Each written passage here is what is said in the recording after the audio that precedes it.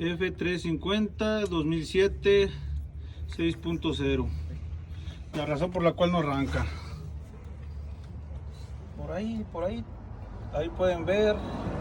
Ahí va el sensor, se llama IPR. Es este. Este sensor es el que se descompuso. Como parece que está bueno, pero no.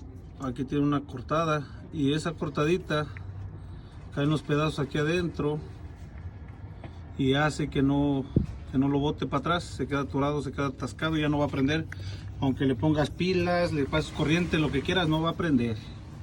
Así que si alguien tiene el mismo problema, esta es la solución. Si no te arranca el 6.0 diésel, este va a ser el problema. Nosotros ya trajimos uno nuevo, este nuevo, y aquí está el nuevo.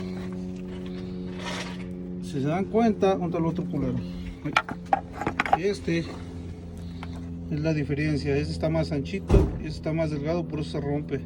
Nada más le habíamos cambiado el puro filtro de enfrente.